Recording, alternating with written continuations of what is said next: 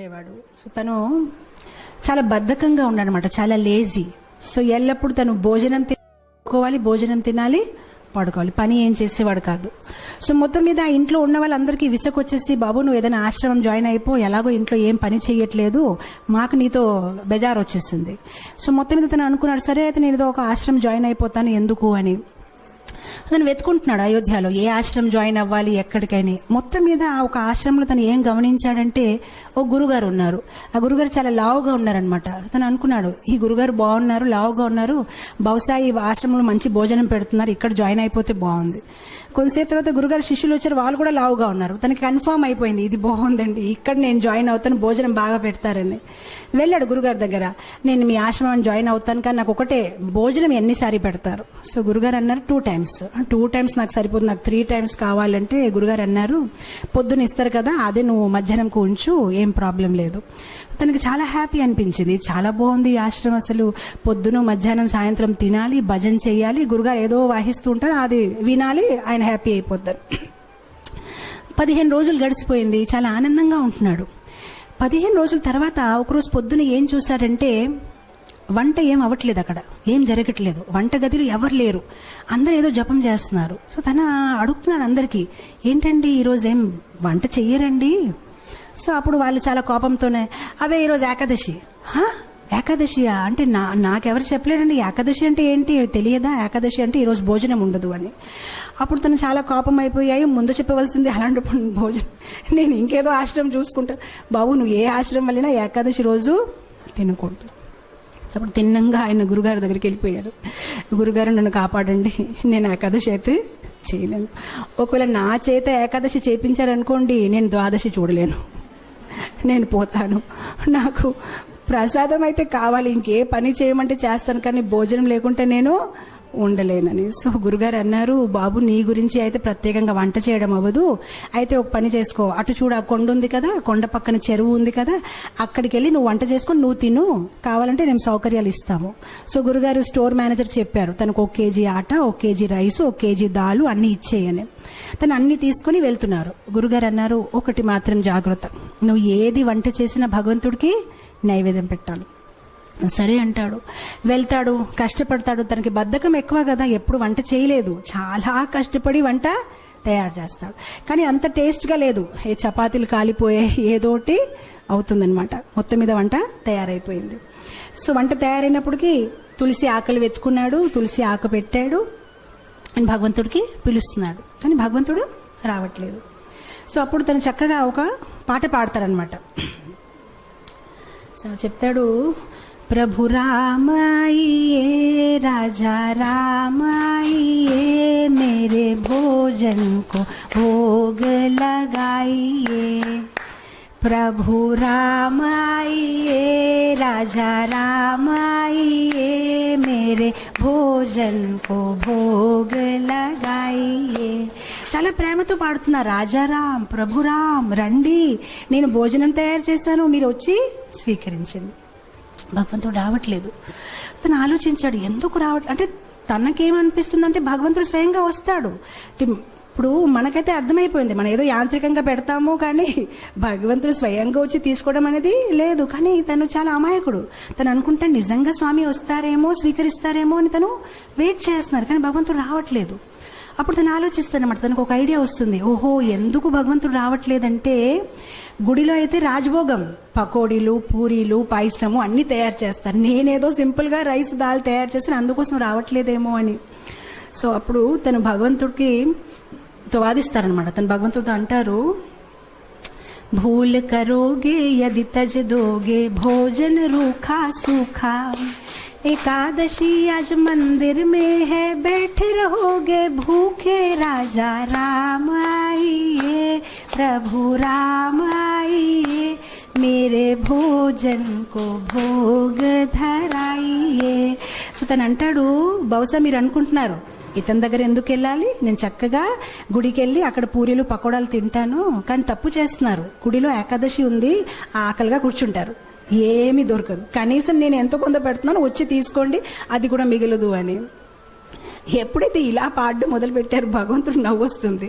So భగవంతుడు సీతామాతతో అన్నారు, సరే రా తినేసి వద్దామని. సో సీతామాతని తీసుకుని భగవంతుడు వెళ్తారనమాట అక్కడ నైవేద్యం తీసుకోవడానికి. ఎప్పుడైతే భగవంతుడు వస్తారో తను భగవంతుని చూసి ఆనందించడు. తను సీతామాత వైపు చూసి ప్రసాదం వైపు చూస్తాడు, సీతామాత వైపు చూసి ప్రసాదం వైపు చూస్తాడు. తను ఆలోచిస్తాడు, నేను ఒక్కరిని పిలిస్తే ఇద్దరు వచ్చేసారేంటి. సో ప్రసాదం వైపు సీతామాత, ప్రసాదం అప్పుడు శ్రీరాముడు అడుగుతారనమాట, నీకు ఆనందంగా లేదు? ఆనందంగానే ఉందండి, రండి కూర్చోండి అంటాడనమాట. మనసులో ఆలోచిస్తారనమాట, ఒక్కరిని పిలిస్తే ఇద్దరు వచ్చారు, సరిపోదేమో భోజనము, నాకు వీళ్ళు ఏకాదశి చేపించే ఉంటారేమో ఈరోజు అని. సో మొత్తం మీద భోజనం పెడతారు, వాళ్ళిద్దరు తింటారు, హ్యాపీగా వెళ్ళిపోతారు, తిని ఏకాదశి చేసుకుంటారు. ఎందుకంటే ఇంకేం మిగిలేదు. ఇంకో 15 రోజులు గడిచిపోతాయి, మళ్ళీ ఏకాదశి వస్తుంది. ఈసారి తన గురుగారికి చెప్తాడనమాట, గురుగారు 1 కేజీ ఆట సరిపోవట్లేదు, 2 భగవాన్లు వస్తున్నారు, మీరు 1 భగవాన్ 2 వస్తున్నారు, ఇంకా కొంచెం ఇవ్వండి. గురుగారు అనుకుంటారు, తిని కొంచెం లావుగా ఉన్నాడు కదా, భోజనం ఎక్కువ కావాలి, ఏం మాట్లాడుతున్నారు ఏంటో, సరే తీసుకువెళ్ళి ఇంకా కొంచెం ఆట, ఇంకా కొంచెం దాల్ అంటారు. ఈసారి తీసుకువెళ్తాడు, చక్కగా వంట చేస్తాడు, తులసి ఆకులు పెడతాడు, మళ్ళీ స్టార్ట్ చేస్తాడు. ఈసారి భజన్ మార్చేస్తాడు, రాజా రామాయే సీతారామాయే మేరే భోజన్ కో భోగ ధరాయే. ఈసారి ఇద్దరిని పిలిచాడు, రాజారామ రండి, సీతారామ రండి. భగవంతుడు ప్రత్యక్షం అయిపోతారు. కానీ ఈసారి లక్ష్మణ్ని తీసుకొస్తారు. సో భగవంతుడు అంటారు, నీకు ఆనందంగా లేదా? మేము వచ్చేసామంటే ఆనందంగానే ఉందండి, కానీ లక్ష్మణ్ వైపు చూస్తారు, ప్రసాదం వైపు చూస్తారు, లక్ష్మణ్ వైపు చూస్తారు. ఇద్దరిని పిలిస్తే 3 వచ్చారు. ఈసారి కూడా నా ఏకాదశి అయిపోయింది, నాకేం మిగలదు అని. అయితే రండి కూర్చోండి, భోజనం పెడతానని భోజనం పెడతారు, భగవంతుడు తింటారు, వెళ్ళిపోతారు. తను అనుకుంటారు, సరే అయితే నెక్స్ట్ టైం నుంచి 3 పీపుల్. మళ్ళీ వెళ్తారు గురుగారి దగ్గర, గురుగారు కొంచెం ఇది సరిపోవట్లేదు. సరే గురుగారు ఒప్పుకుంటారు, సరే ఇవ్వండి, మేబీ సాయంత్రం పూట మళ్ళీ తింటాడేమో అని. ఈసారి మళ్ళీ పాటలు పాడడం, ఏకాదశి రోజు వెళ్ళాడు, వంట చేశాడు, తులసి పెట్టాడు. రాజా రామాయే సీతారామాయే లక్ష్మణ్ సాథ్ లాయియే మేరే భోజన్ కో భోగ్ ధరాయియే. వచ్చేస్తారు సీతారాం, లక్ష్మణ్ అండ్ హనుమాన్. ఇతను మళ్ళీ భోజనం వైపు చూస్తారు, హనుమాన్ వైపు చూస్తారు, భోజనం వైపు చూస్తారు, హనుమాన్ వైపు చూస్తారు. ఇదేం పద్ధతి కాదు, ఒక్కరు పిలిస్తే ఇద్దరు, ఇద్దరు పిలిస్తే ముగ్గురు, ముగ్గురు పిలిస్తే నలుగురు. శ్రీరాముడు మళ్ళీ అడుగుతారు, నీకు సంతోషంగా లేదు? చాలా సంతోషంగా ఉంది, రండి కూర్చోండి అంటాడు, భోజనం పెడతారు. ఈసారి ఎప్పుడైతే సీతారాం ప్రసాదం అన్ని తినేసి వెళ్ళిపోతున్నారు, అప్పుడు తను అడుగుతాడు, ఏమంటే ఏం అనుకోకపోతే నెక్స్ట్ టైం ఎంతమంది వస్తారండి? మీరు ముందు నుంచి చెప్తే నేను కొంచెం, అంటే నాకు 4 ఏకాదశులు అయిపోయాయి, కనీసం నేను కొంచెం ఎక్కువ తెచ్చేస్తానంటే శ్రీరాముడు ఏం చెప్పరు, నవ్వుతూ వెళ్ళిపోతారనమాట. తను ఆలోచిస్తారు, సరే నేను ఏదో ఒకటి చెయ్యాలి, ఎందుకంటే కుటుంబ సహితం వచ్చేస్తున్నారని. మనం మ్యారేజ్ కార్డులో కూడా 1 పెడితే 1 వస్తారు, కానీ ఇద్దరు ఇదేంటి ఇలా ఉందని. తర్వాత ఏకాదశి రోజు మళ్ళీ గురుగారు చెప్తారు, నాకు 10 కేజీ ఆటలు కావాలి, 10 కేజీ రైస్ కావాలి. గురుగారు అనుకుంటారు, ఇదేదో ప్రాబ్లం ఉంది, బహుశా తను అమ్మేస్తున్నాడేమో, ఎంత ఎవరు తినలేరు, తప్పకుండా అమ్మేస్తున్నాడు. సో గురుగారు అంటారు శిష్యులతోనే, పర్వాలేదు తను అడిగింది ఇచ్చేయండి, తర్వాత మన పని చూద్దామని ఇచ్చేస్తారు. ఇప్పుడు గురుగారు అంటారు శిష్యులతోనే, మనం ఏం చేద్దామంటే కొంతసేపు తర్వాత వెనక వెళ్ళి చూద్దాం, ఎక్కడ అమ్ముతున్నారు, ఏ షాప్లో వెళ్ళి అమ్ముతున్నాడు. ఈసారి వెళ్ళాడు, తను సామాన్లన్నీ దింపాడు, కానీ వంట చేయలేదు. వంట చేయకుండా పాటలు పాడడం మొదలుపెట్టారు. సీతారామాయే రాజా రామాయే లక్ష్మణ సాథ్ లాయియే హనుమాన్ లాయి మేరే భోజన్ కో భోగ ధరాయియే. వచ్చారు సీతారామ లక్ష్మణ్ హనుమాన్ భరత్ శత్రుఘ్న కౌశల్య సుమిత్ర కైకేయి మొత్తం పరివార కుటుంబం అందరూ వచ్చేసారనమాట. సో అప్పుడు వచ్చేసి, బాబు మేము వచ్చేసామని. సో అతను అందరు లెక్క పెట్టుకుంటున్నారు, వచ్చారు, చాలా మంది వచ్చారు. సో ఇప్పుడు భగవంతుడు అన్నారు, ప్రసాదం ఎక్కడుంది?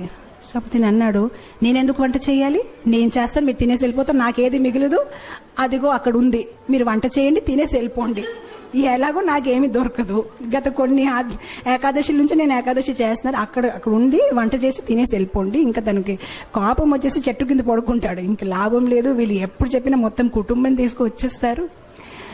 సో శ్రీరాముడు అంటారు సరే అయితే. సో శ్రీరాముడు కూరగాయలకు వస్తున్నారు, సీతామాత వంట మొదలు పెట్టారు, లక్ష్మణ్ కర్రలు తీసుకొచ్చారు, హనుమాన్ పండు తీసుకొని వస్తున్నారు, అందరు బిజీ అయిపోయారు. ఆయన ఎప్పుడైతే సీతామాత ఇలా వంట చేస్తున్నారు, దేవతలందరూ కూడా కింద దిగిపోయారు, ఆ ఋషులు మునీలు అందరూ చాలా హడావడిగా అయిపోయింది. అక్కడ వంటలు అవుతున్నాయి అనమాట, ఎంతో మందికి వాళ్ళు కుకింగ్ చేస్తున్నారనమాట.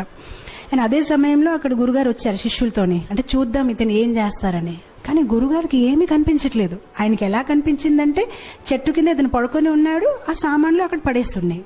సో అప్పుడు గురుగారు తను లేపి చెప్తున్నారు, నువ్వు చెయ్యవా వంట, ఏం చేస్తున్నావని. సో అప్పుడు శిష్యుడు చెప్తారు, మీకు కనిపించట్లేదా, ఇంతమంది వంట చేస్తున్నారు, ఇగో చూడండి సీతామాత ఏం ఇగో చూడండి ఇదేమవుతుందని. అప్పుడు గురుగారు అంటే నాకేమీ కనిపించట్లేదు.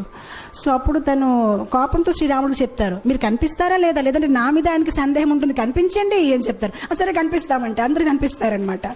సో అప్పుడు అందరు కనిపిస్తే గురుగారు ఇంకా కళ్ళల్లో నీళ్ళు వచ్చేసి, నేను ఎన్ని సంవత్సరాల నుంచి శ్రీరాముడిని పూజిస్తే నాకు దొరకలేదు, కానీ నీ ఒక సరళ స్వభావం, నీ ఒక అమాయకత్వం చూసి భగవంతుడు వెంటనే ప్రత్యక్షమయ్యారని ఆయన ఏడ్చి ఆ శిష్యుడిని కౌగలించారనమాట. సో ఇక్కడ భగవంతుడు మన ఒక సరళ స్వభావం, మనలో వినయం ఎంత ఉంది, మనలో అమాయకత్వం ఎంత ఉంది. భగవంతుడికి కాంప్లికేటెడ్ పీపుల్ ఇష్టం లేదు. మనలో జ్ఞానం ఎక్కువ ఉంటే బహుశా భగవంతుడు నన్ను ఇష్టపడతారనేది కాదు, మనలో ప్రేమ ఎక్కువ ఉంటే భగవంతుడు మనని ఇష్టపడతారు. సరళంగా ఉండాలి. చెప్పాలంటే భగవంతుడికి ఎలాంటి పీపుల్ ఇష్టం, చైల్డ్ లైక్ ఇన్నోసెన్స్. ఎవరిలో అయితే ఎక్కువ హిపోక్రసీ, ఎక్కువ ఆలోచనలు లేదు, చాలా సింపుల్ హార్టెడ్ ఉంటారు, అలాంటి వాళ్ళని భగవంతుడు ఇష్టపడతారు. కృష్ణ కృష్ణ కృష్ణ లగే సబ్ కృష్ణ కృష్ణ कृष्णा लगे सब कृष्णा कृष्णा।